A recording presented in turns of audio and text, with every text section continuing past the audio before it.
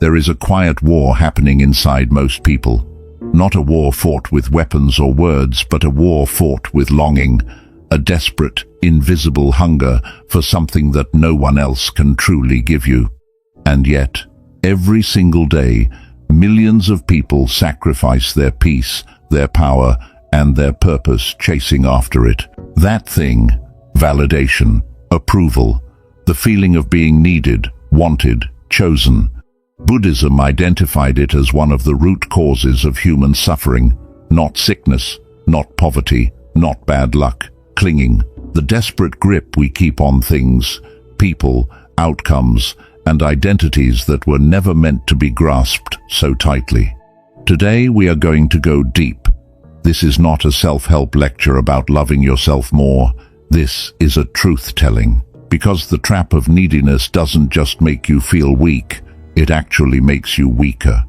It slowly damages who you are and changes your relationships in a bad way, and quietly transfers your power to everyone around you. You will not only understand neediness in your mind, you'll be able to feel it when it arises. 1. You gave them control over your peace. That's why they control you. Neediness is not just being clingy. It is depending on others to feel okay, worthy, loved, or safe. It means your peace depends on how people treat you. This shows up everywhere, in relationships, work, friendships, and even social media. Your mood rises and falls based on praise, attention, or approval. Slowly, you lose your inner power without even noticing. Gautama Buddha taught that the root of suffering is attachment. He was not telling people to stop caring. He was teaching freedom, freedom from depending on others for your sense of worth. No one is born needy. As children, we learn that love and safety come from others. We learn which behaviors earn approval. Over time, we connect our worth to performance, praise, and acceptance. If love feels uncertain, we try harder to earn it.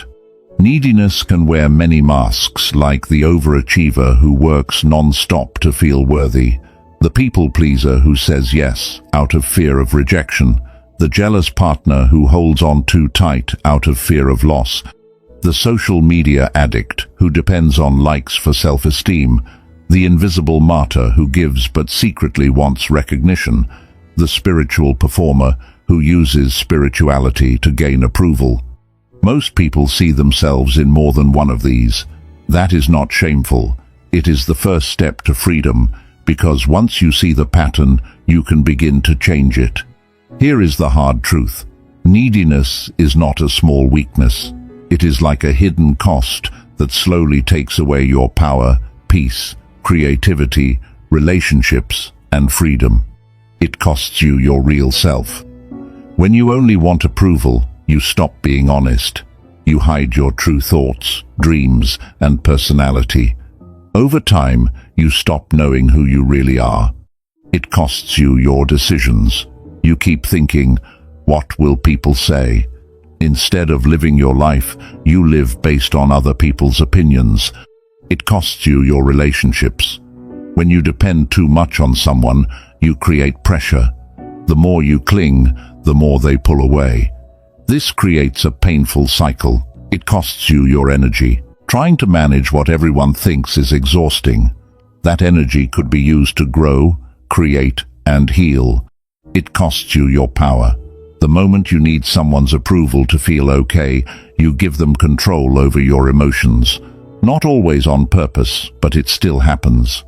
Gautama Buddha said that attachment is the root of suffering. When your peace depends on outside things, you become unstable. The more you depend, the weaker you feel. This cycle can only be broken from inside you. Neediness hurts the most in close relationships. In close relationships, we are very open and sensitive. That is why old emotional pain shows up strongly there. When two needy people come together, it can feel amazing at first. The attention feels like proof that you are worthy. New love feels powerful because it gives you the approval you have been craving. But it does not last. As the strong early feelings fade and real life begins, The other person shows their normal human side. The approval feels less steady, and anxiety begins. Gautama Buddha compared attachment to holding a burning coal. The tighter you hold it, the more it hurts, but you are afraid to let it go. A healthy partner loves deeply, but does not depend on the other person to feel okay. In Buddhism, non-attachment in love does not mean being cold or distant. It means loving freely and securely, without making your peace depend on the other person's actions. 2.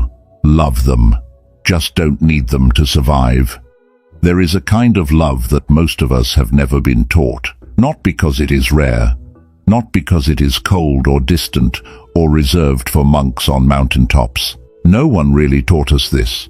No one showed us that you can love someone fully, with warmth, care, and honesty, without needing them to survive. You can love someone and still let them be free. You can love someone and still feel whole on your own.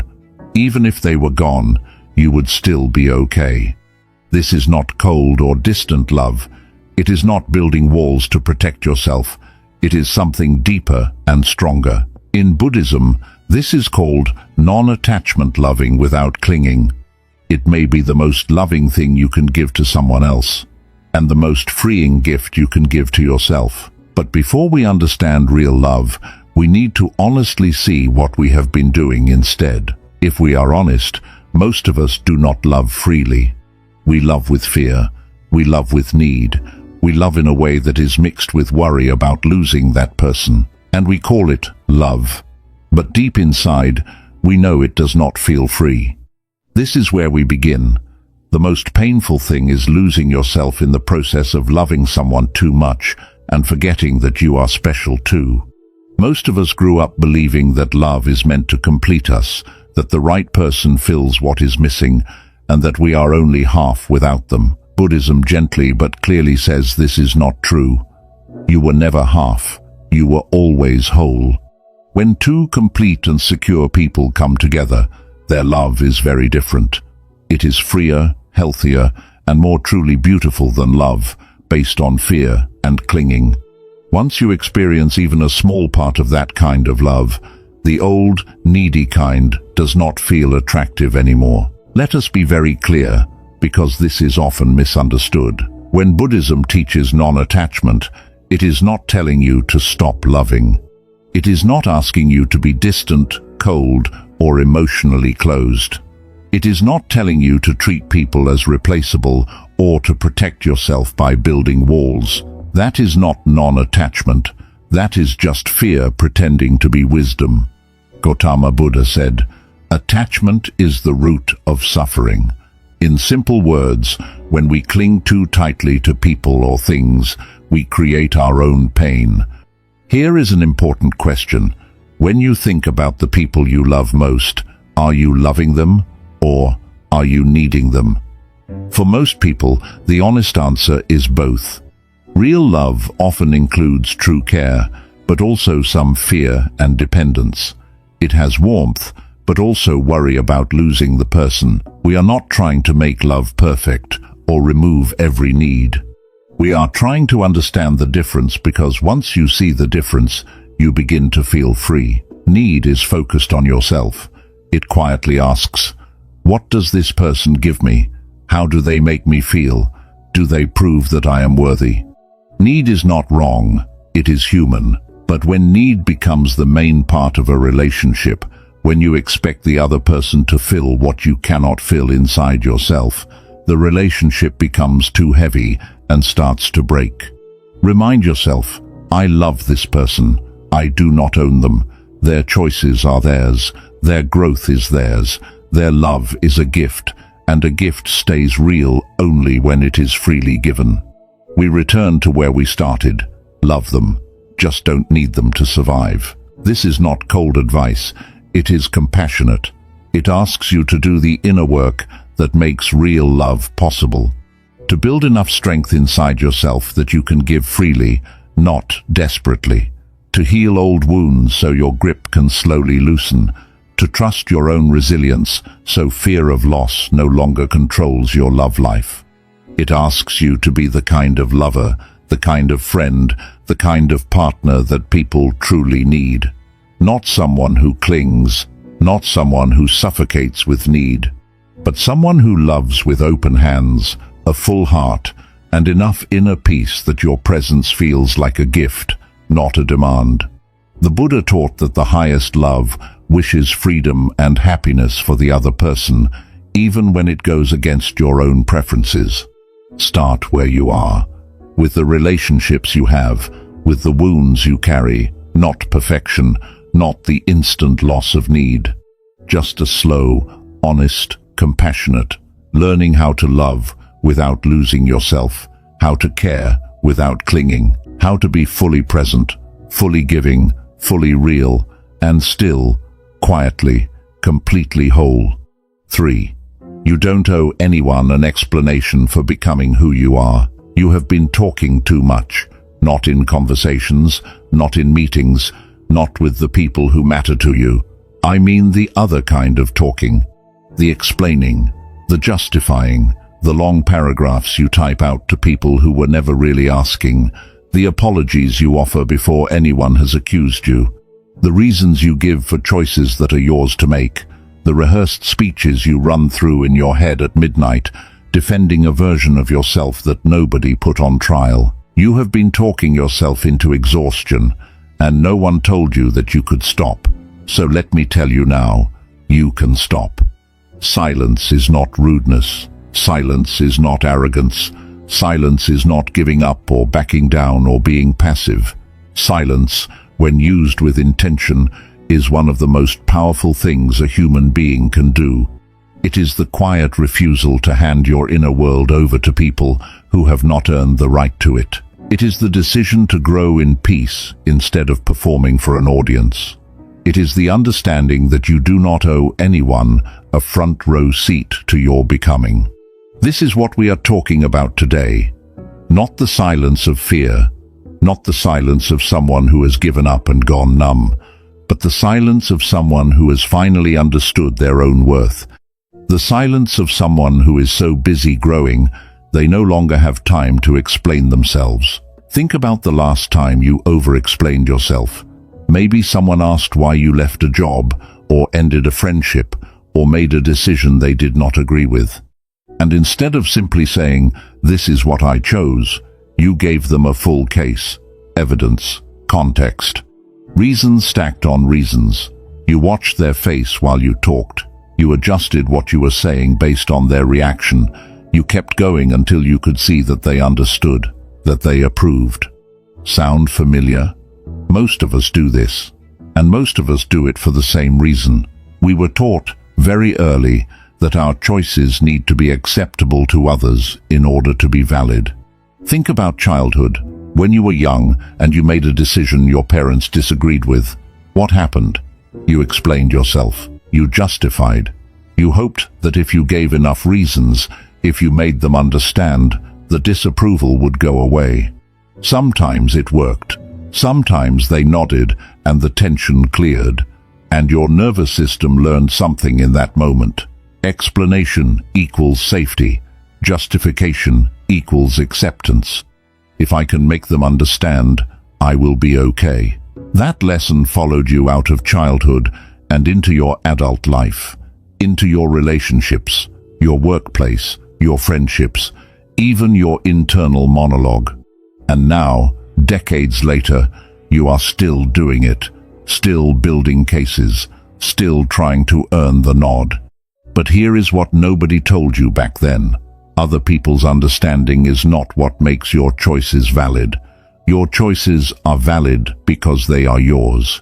Because you made them thoughtfully, or even imperfectly, with the information and the heart you had at the time. You do not need a jury to confirm that. And sometimes, thinking for yourself means making a decision that nobody around you immediately understands. Sometimes growth looks strange from the outside. Sometimes the person you are becoming does not yet make sense in the context of who people knew you to be. That is okay. It does not mean you owe them a map. There is a kind of energy that gets spent every time you stand in front of someone, and try to make them understand you. Every time you shape your words to fit their expectations, every time you watch their face and adjust your story based on what you see there, it is the energy of performance. And performance is exhausting, especially when you are performing yourself. Think about the people in your life who you feel you have to explain yourself to the most. Notice how tired you feel after those conversations. Notice how much space they take up in your head before they happen, during them, and long after they are over. Notice the replay, the second guessing, the wondering whether you said the right thing, gave the right impression, managed to hold on to their approval. Now ask yourself, what could you do with that energy instead? What could you create if you were not spending so much of yourself on the management of other people's opinions? What could you build if you reclaimed even half the time you spend rehearsing difficult conversations that have not happened yet? What kind of clarity might find you if the mental space currently occupied by other people's potential reactions was simply empty? Silence creates space, and in that space, things grow. Your ideas, your confidence, your sense of self, your creativity, the things that were always there, waiting for the noise to stop. 4. Some people aren't toxic. They're just not meant for the next version of you. This is the part of the conversation that most people find the hardest. Not the leaving of relationships that hurt you. Those are painful, but the pain itself gives you something to push against, a reason that feels clear. The harder ones are the relationships that are not painful, not bad, not harmful, just no longer the right fit. The friend you have known for 15 years, you love them, you genuinely do. But every time you leave their company, you notice that you feel a little smaller, a little less like the person you are becoming, and a little more like the person you used to be. Not because they are cruel, not because they are toxic, simply because they knew you before, and they are most comfortable with the version of you that existed before. The family member who means well, who loves you in their way, but whose love comes packaged with a set of expectations about who you should be, how you should live, what you should want. And being around them means either meeting those expectations or spending enormous energy resisting them. The colleague who was a genuine friend at one stage of life, whose humor and energy matched yours perfectly back then. But you have both moved in different directions, and now, when you meet, you are mostly performing a friendship that used to be real. These are not toxic relationships. There is no villain here. There is just a mismatch between where you are going and where this connection is rooted. Some people are in your life for a reason. They show up exactly when you need something, a lesson, a mirror, a hand. And when that reason is complete, the relationship naturally loses its intensity. Some people are in your life for a season, a period of time that is real and meaningful and genuine. And then the season changes. Not because anyone failed, because that is the nature of seasons. They move. And some people are in your life for a lifetime. These are rare. These are the ones who grow alongside you, who can hold multiple versions of who you are, who are not threatened by your changing because they are changing too. The invisible chain is the confusion of one kind for another, treating a reason person like a lifetime person, staying in a season that ended 2 years ago because leaving it feels like betrayal. Recognizing the difference is not heartless, it is honest, and honesty, in the long run, is kinder to everyone. If the chains are invisible and the relationships no longer fit, why do we stay? Why do we keep showing up to the room that makes us smaller? Keep playing the role that stopped being true? Keep maintaining the connection that takes more than it gives? Because leaving is not just about them, it is about us. When a relationship ends or shifts significantly, even one that was no longer serving you, something inside you has to change too. And that change is uncomfortable. It requires grieving something. Not just the person, but the version of yourself that lived inside that relationship. the identity that was built around it, the story that included them. We stay because staying is familiar, and familiar, even when it hurts, is known. Unknown is frightening. We stay because of what leaving says about us. Culturally, we are taught that loyalty is a virtue and walking away is a failure. That if you give up on a relationship, something went wrong. That good people make things work. But some things are not broken, they are simply finished. And finishing something gracefully is not failure, it is wisdom.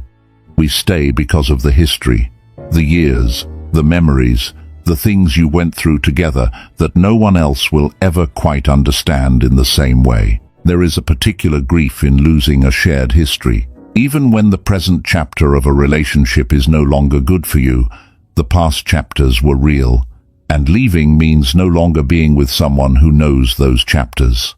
We stay because change is not just a single decision, it is a series of decisions, each one requiring you to hold firm against the pull of the familiar. And on a hard day, on a tired day, the pull of the familiar can be very strong. Read that slowly. Nothing is as painful as staying stuck somewhere you don't belong. The short-term pain of leaving is real. Do not let anyone minimize it, including this voice. But the long-term pain of staying, of slowly becoming less of yourself in order to remain in a space that no longer fits, is a different kind of damage entirely. It is quiet, it is cumulative, and by the time most people fully feel it, years have passed. You do not have to let that be your story. 5. When nothing can shake you, everything is available to you. Being unshakable does not mean nothing affects you. It does not mean you float above the pain of life, where difficult things bounce off and nothing ever truly lands. What unshakable actually means is this. It means that when something difficult happens, you are moved but not swept away. It means that when someone criticizes you, it lands but it does not define you. It means that when life goes sideways, as it will, as it always does, you can feel the full weight of that without collapsing under it. There is a distinction in Buddhism between pain and suffering. Pain is what happens to you. It is the natural response to difficult things. Loss hurts, rejection stings, failure disappoints. That is just what it is to be human. Suffering is what happens when you resist the pain, when you add the story on top of the feeling, when you take the pain of this moment and extend it into a verdict about your whole life. Unshakable people still feel pain. They feel it completely, honestly, without numbing or bypassing. But they do not always follow it into suffering. They feel the wave, but they know they are not the wave. Surfing is a beautiful metaphor for what we are building. Not the absence of waves, not the control of waves, but the skill, the balance, the practiced ease of meeting whatever comes and staying upright. That skill is not given, it is built. To build an unshakable foundation, you first need to understand what is currently doing the shaking. Because most people move through life being shaken by things without ever clearly identifying what those things are or why they have so much power. The things that shake us most are almost never the things on the surface. Someone criticizes your work. On the surface, that is just feedback, but underneath it activates the old wound that says your worth is tied to your performance, and so it does not just sting, it devastates. Because it was never just about the work. Someone does not respond to your message. On the surface, that is just a person being busy, but underneath it activates the fear of abandonment, and so the silence does not just inconvenience you, it terrifies you. A plan falls through. On the surface, that is just life, being unpredictable, but underneath it activates the deep discomfort with uncertainty, and so the change does not just disappoint you, it destabilizes you. Do you see the pattern? The surface event is never really what is doing the shaking. What is doing the shaking is the old story, the wound, the belief that was laid down long ago and never fully examined. The belief that your worth is conditional, the belief that you are not safe unless you are in control, the belief that failure is not an event, but a verdict. These are the real sources of the shaking, and until you see them clearly, they will keep having power over you. Bring the unconscious into the light. Look at the belief that is underneath the thing that shook you. Ask yourself honestly, is this belief actually true, or is it just old? Most of the time, when you hold these old beliefs up to honest examination, they do not survive the light. They were true once, for a small person in a situation they could not control. They are not true now. Becoming unshakable is not the end of something, it is the beginning of everything. When you are no longer spending your energy being shaken, something extraordinary happens with all that reclaimed energy. It has to go somewhere, and where it goes is toward your actual life. The creativity that could not find you when you were consumed by anxiety, it finds you now, because there is space, because the mind that was always managing threats is finally free to play, to explore, to make something. The relationships that were being slowly crushed under the weight of your need for them to hold you stable, they breathe now, they become what they were meant to be, two people choosing each other from fullness rather than fear. The risks you never took because the prospect of failure felt existentially threatening, you take them now, not recklessly, but freely, because failure is no longer a verdict on your worth. It is just information. The decisions you made based on fear of what others would think, you make them differently now, based on what you actually value, what you actually want, what actually aligns with who you are trying to become. The presence you could never quite fully offer anyone, because part of you was always managing, always monitoring, always somewhere else in your head. You offer it now, complete, undivided, genuinely here. When nothing can shake you, everything is available to you. Not because life becomes easier, it will not. Not because the storms stop, they will not. But because you are no longer at the mercy of them. Let us clear something up immediately. Disappearing, in the way we are talking about it here, is not ghosting your responsibilities. It is not abandoning the people who depend on you. It is not a dramatic exit designed to make people worry or wonder. It is something quieter and more deliberate than any of that. Disappearing is the practice of consciously withdrawing your energy from the noise of the external world in order to return it to yourself. It is logging off without announcing that you are logging off. It is spending a day, or a weekend, or even just an afternoon, in your own company without feeling the pull to document it, or share it, or make it make sense to anyone else. It is choosing, deliberately and without guilt, to stop being so available for a while, to stop being so reachable, to stop filling every hour with connection and content and stimulation, and instead sit with the one person whose company most people spend their entire lives avoiding: themselves. The world has made this very difficult. We live in an age that rewards visibility, that treats attention as currency. That has made being known and being liked and being constantly present feel not just normal, but necessary. But here is what the world does not tell you. The people who are most impactful, most creative, most genuinely themselves, are almost always the ones who have learned to disappear regularly, who have cultivated a rich and nourishing inner life that the public never sees, who bring something to the world that was built in the quiet, not in the noise. The disappearing is where the becoming happens.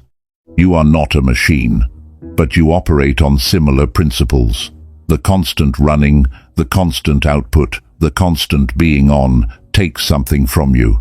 And if you never stop to refill, you will find one day that you are running on empty and you cannot quite remember when it happened. Disappearing is the refilling, and you cannot afford to skip it. Here is something interesting. When you disappear, the world does not fall apart. You come back, and the messages are still there. The people who genuinely care about you are still there. The work is still there. The things that actually matter have not dissolved in your absence, but something has changed. Not in the world, in you. You come back clearer. Like a glass of water that has been left to settle, the silt drops to the bottom. The water becomes transparent again. You can see through yourself in a way that was not possible when everything was being constantly stirred. And from that clarity, you act differently. You speak differently. You choose differently. You stop responding out of anxiety. You stop doing things out of obligation, dressed up as desire. You stop reaching for connection as a way to avoid the quiet and start reaching for it because you genuinely want it. The quality of your presence when you come back is different because you have been somewhere. You have been with yourself. And people feel this. Even if they cannot name it, there is something unmistakably different about a person who has been spending time in their own company. A settledness, a lack of urgency, a quality of attention that comes from a mind that is not constantly seeking stimulation. The world does not miss you while you are gone in the way your anxiety told you it would. But it notices you differently when you return. Something gets cleaned in the quiet. Something gets clarified. Something that was tangled gets given space to sort itself out. You return not as someone who was absent, but as someone who was present to themselves, and therefore able to be present to everything else. 7. What's meant for you will find you. There is something that happens when you stop chasing. Something difficult to explain to someone who has not experienced it, but that almost everyone who has done this inner work eventually reports. Things start arriving, not because the universe is magical, although maybe it is, but because you are different, and different people attract different things. When you stop seeking a relationship from a place of desperation and start building a life that genuinely nourishes you, you become someone who has something real to offer, and real people are drawn to real things. When you stop chasing success from a place of fear and start building from a place of genuine passion and genuine curiosity, the work gets better, and better work gets noticed. Not always quickly, but reliably. When you stop performing to be liked and start being honestly, unguardedly yourself, something remarkable happens. The people who are drawn to that version of you are drawn to the actual you. And connections built on the actual you are connections that actually hold. The things that are meant for you can find you when you are still enough to be found. When you are running, you are a moving target, hard to reach, hard to recognize, hard to meet in the way that matters. When you are becoming, when you are rooted and present and genuinely yourself, you are a fixed point, recognizable, reachable, the kind of person that the right things can navigate toward. What belongs to you will come to you when you are ready to receive it. Ready does not mean perfect. It does not mean fully healed or completely arrived or without any remaining work to do. Ready means present, honest, open, not running, not grasping, just here, building something real, becoming something true, and trusting that what is meant for you knows how to find that. Becoming is a habit, a daily, imperfect, ongoing habit of choosing the direction of your truest self. Not perfectly, not without backsliding, not without the days when the seeking pulls you back in and you spend hours chasing something that was never going to satisfy you, but consistently enough, faithfully enough, honestly enough, one small becoming at a time. Let me paint you a picture of what the becoming life actually feels like, not as a fantasy, as a real possibility that is available to you. You wake up in the morning without the first thought being about what you are behind on, without the anxiety of the gap between where you are and where you think you should be. You wake up with something quieter, a sense of direction rather than urgency, a knowledge of who you are becoming, and a genuine, unhurried willingness to move that way today. You do work that genuinely engages you, not because every moment of it is effortless, but because it is rooted in something real, something that connects to your actual values and your actual gifts, and so even the hard parts feel worth doing. You are in relationships that nourish you, not because you finally found the perfect people, but because you stopped accepting relationships that required you to be less than you are. And the space that created was filled, gradually, by people who are drawn to the actual you. You make decisions more cleanly, without the constant filtering of what will look good, what will be approved of, what will move you fastest toward the thing you think you need. You make them based on what is actually true, what actually aligns, what actually matters, and you carry a quality that is difficult to name but easy to feel. A settledness, a quiet confidence that does not need to announce itself because it is not performing. It is simply real. The privilege of a lifetime is to become who you truly are, not who the algorithm wants you to be, not who your fear has been chasing, not the person you thought you needed to become in order to finally deserve the things you want. Simply, fully, honestly, who you actually are. That person is already here, already present, already complete in the ways that matter. They are just waiting for you to stop running long enough to recognize them. 8. Learn to enjoy your own company. Before we go any further, we need to separate two words that the world has tangled together so thoroughly that most people use them interchangeably: lonely and alone. They are not the same thing, not even close, and confusing them has kept a lot of people running from something they did not need to run from. Loneliness is pain. It is the ache of disconnection, the feeling of being unseen, unheard, unmissed. You can be lonely in a crowd. You can be lonely in a marriage. You can be lonely in the middle of a party, surrounded by people who are laughing at all the right moments, while something in you sits quietly in a corner, feeling like it has never been truly met.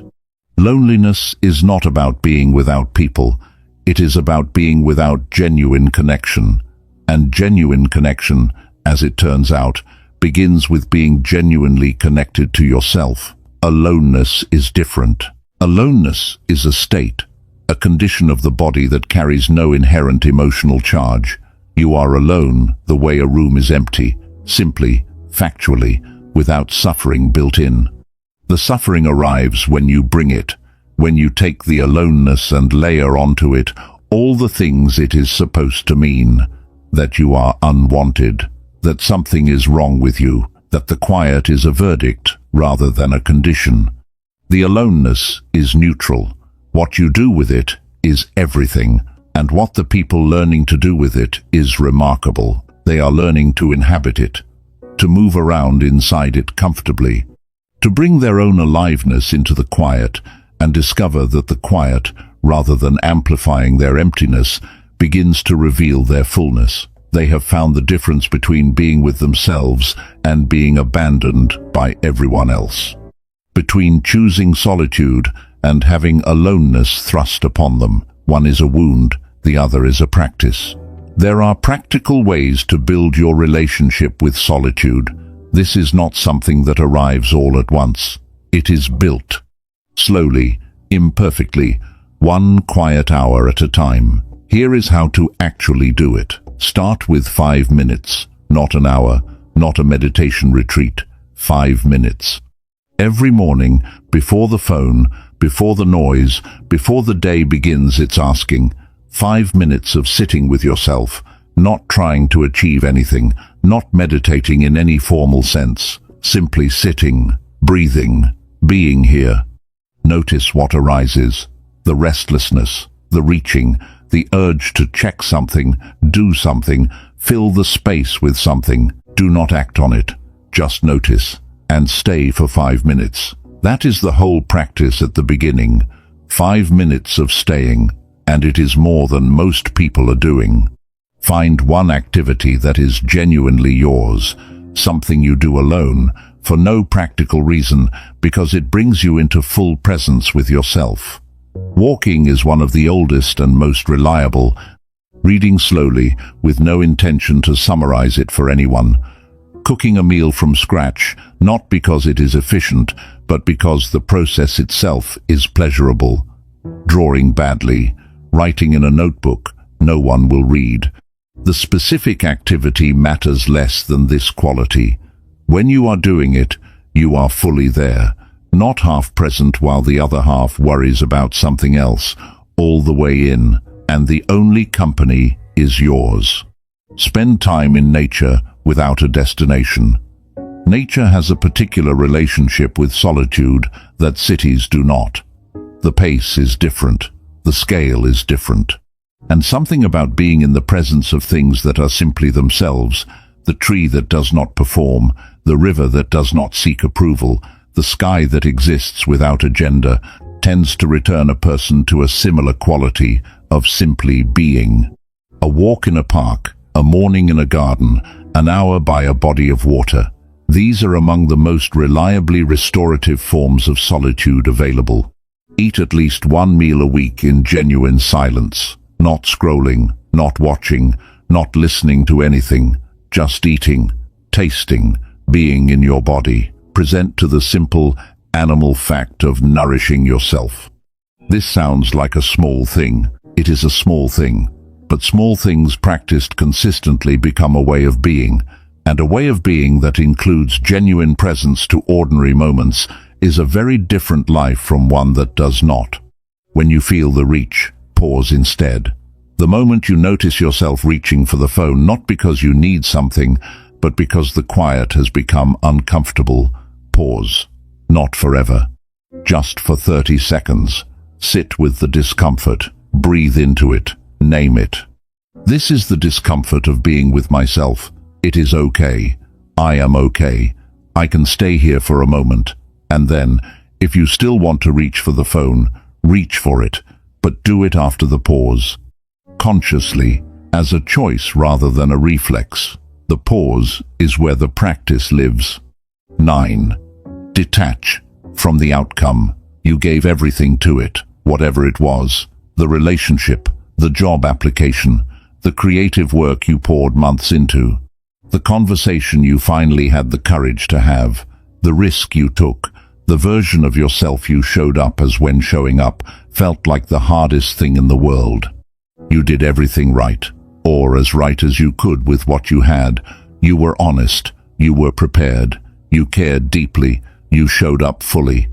And then you waited, and the waiting is where it started. That particular kind of suffering that arrives not from failure but from the gap between effort and outcome. The space between what you gave and what the world gave back.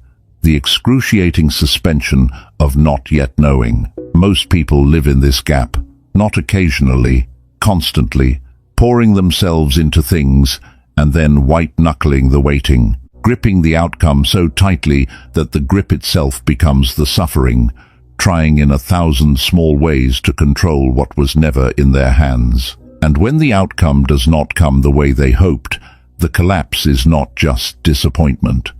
It feels like proof that the effort was wrong, that they were wrong, that trying was foolish, and hoping was naive, and caring was a mistake they will not make again.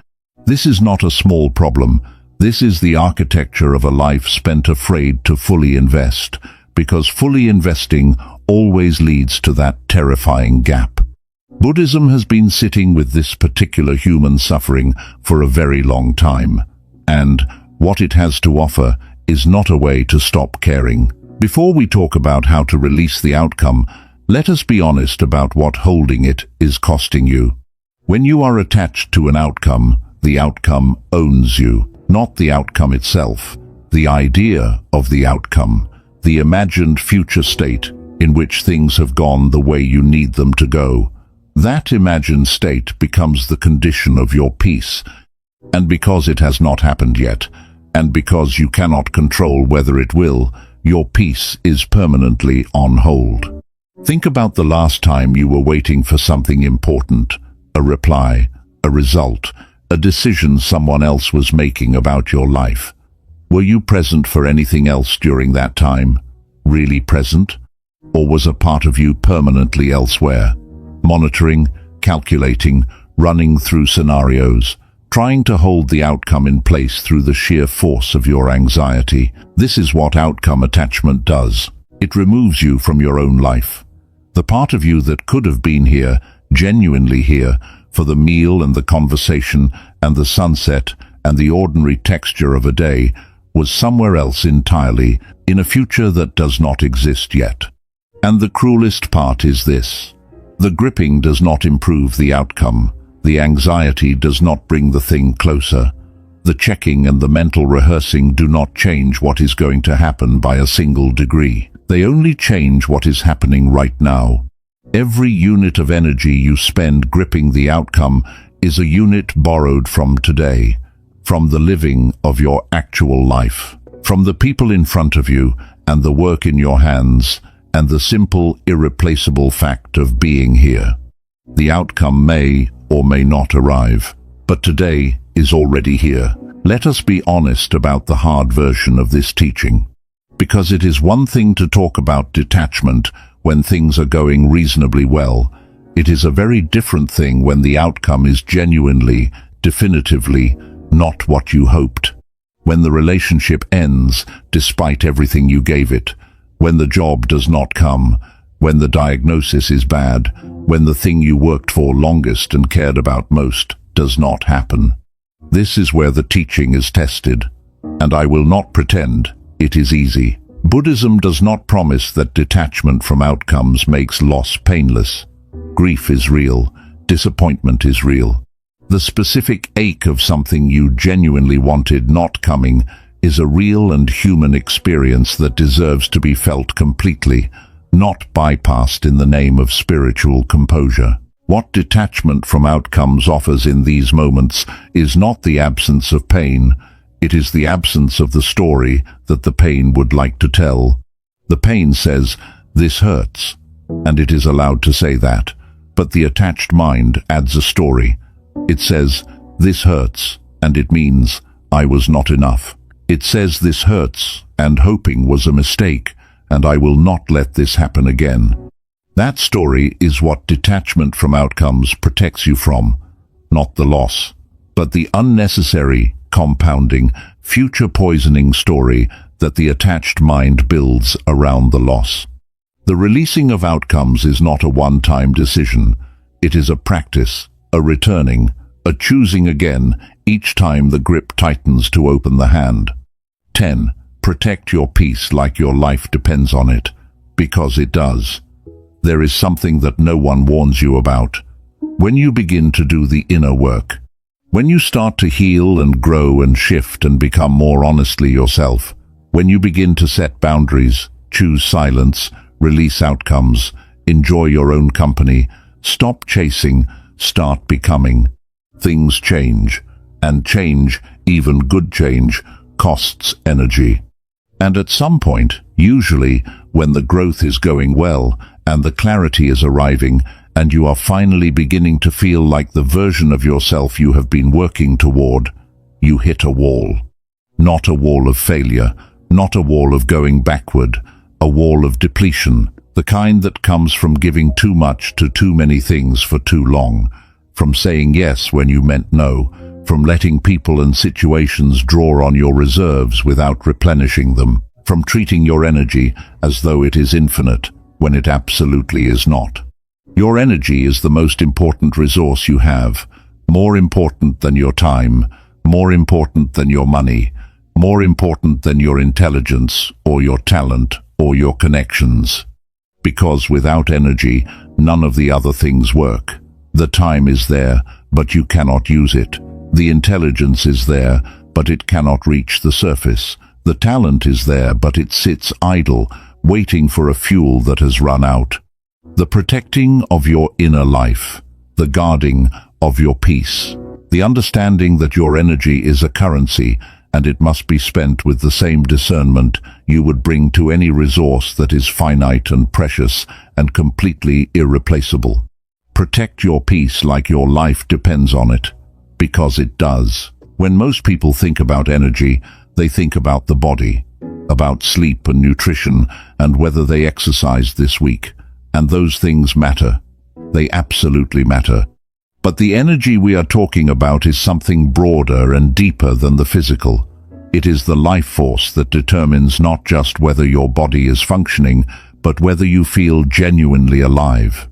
Think about 2 days where you slept the same number of hours and ate the same food.